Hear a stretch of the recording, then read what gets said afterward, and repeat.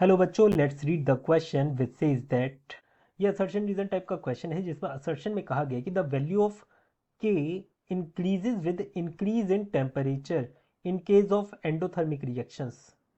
Reason इसका बताया गया है कि the increase in temperature shifts the equilibrium in backward direction in case of exothermic reaction.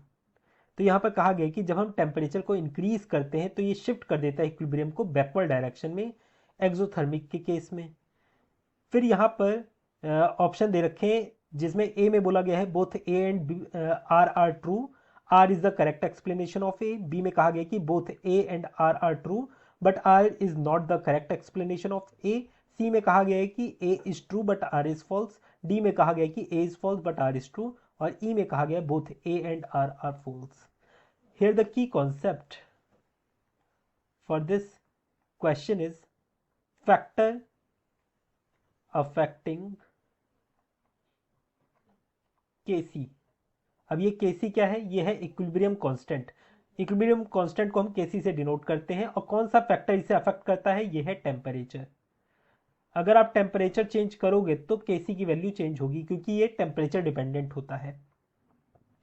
अब देखिए यहां पर असर्शन में क्या कहा गया है? असर्शन में कहा गया है कि the value of Kc increases with increase in temperature in case of endothermic.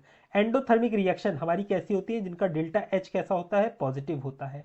इसका मतलब यहां पर अगर आप टेम्परेचर को इंक्रीज करोगे, टेम्परेचर को क्या कर रहे हो? आप इंक्रीज कर रहे हो, तो ये डायरेक्ट किस डायरेक्शन में मूव करेंगी? फॉरवर्ड डायरेक्शन में मूव करेंगी, शिफ्ट कर जाएंगी, जिसकी वजह से के की वैल्यू क्या होगी? इंक्रीज हो जाएगी। तो ये हमारा करेक्ट है। ठीक है, रीजन देखिए बोला गया है the increase in temperature shifts the equilibrium in backward direction. जो टेम्परेचर का इंक्रीज है वो क्या करेगा? बैकवर्ड डायरेक्शन में शिफ्ट कर देगा इन case of exothermic. Exothermic reaction में डेल्टा एच कैसा होता है? ये रीजन है हमारा। डेल्टा एच होता है नेगेटिव। नेगेटिव के केस में क्या होता है? अगर आप टेम्परेचर डिक्रीज करोगे, टेम्परेचर डिक्रीज करोगे तो ये फॉरवर्ड डायरेक्शन में मूव करेगी, एल्स ये बैकवर्ड डायरेक्शन में मूव करने लगेगी। यहां पर भी लिख लीजिए एल्स, यहां पर अगर टेम्परेचर इंक्रीज करा तो फॉरवर्ड, एल्स बैकवर्ड।